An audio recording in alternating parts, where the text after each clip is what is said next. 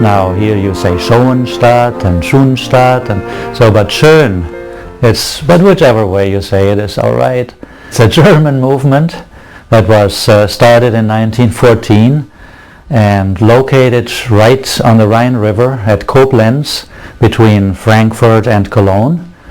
And it's a movement for lay people in the Catholic Church.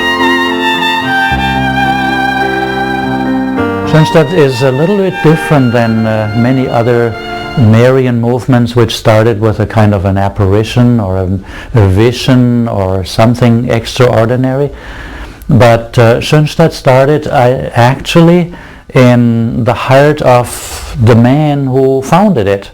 When Father Kentenich was a little boy, he dedicated himself to the Blessed Mother as a 9-year-old, when his mother had to take him to an orphanage. And so from that time on, he really experienced the personal closeness to the Blessed Mother. And so when he was ordained in 1910 and became spiritual director of the minor seminarians of the Palatine Fathers, then he said, well, what I have experienced, how the Blessed Mother has guided me and formed me and protected me, I had a very difficult youth. And so she kept me balanced. And that experience of the Blessed Mother guiding, forming, educating him, that's what he wanted to share with the seminarians. And then, of course, when August 1914 came around, the First World War started. And then he said, well, what we have to do is we really have to dedicate ourselves much more intensively to the Blessed Mother. And there was a little tool shed, a little chapel, a cemetery chapel, which his superiors gave to him. And so he said, you can have your meetings in that chapel. But then Father Kentenich read in a newspaper in the summer of 1914 that an Italian lawyer, Bartolo Longo, had started a very beautiful church, pilgrimage place to the Blessed Mother in Valle di Pompeii. And that inspired Father Kentenich to say, well, if that's possible, I want to do that too. I want to dedicate our chapel here and ask the Blessed Mother to come and erect her throne of grace here. And we would work with her.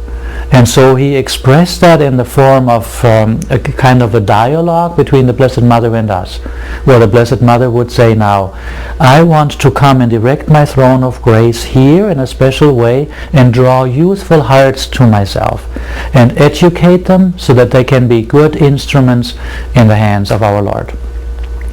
And then you, on your part, show me that you really love me, by doing your things, your normal, ordinary things, extraordinarily well, by offering up all the different things that you do, and by striving for perfection. And later on, he called this talk, which had taken place in that little chapel on October 18, 1914, he called that talk then the founding talk, the founding document, because he wrote it all out afterwards. And he said that is so important. And so then he waited, how will it develop?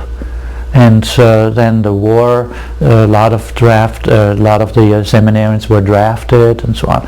And so then it started, it took off from there. So Schoenstatt as such is a place where we want to draw the Blessed Mother into our midst.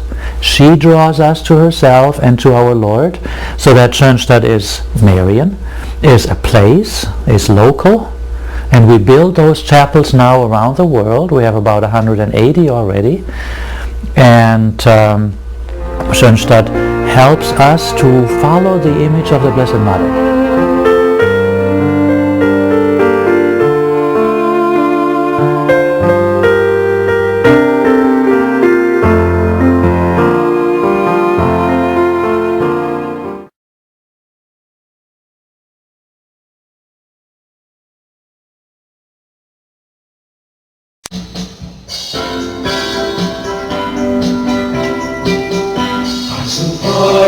For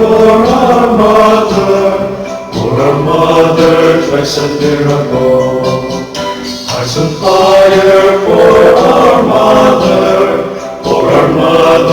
Blessed miracle.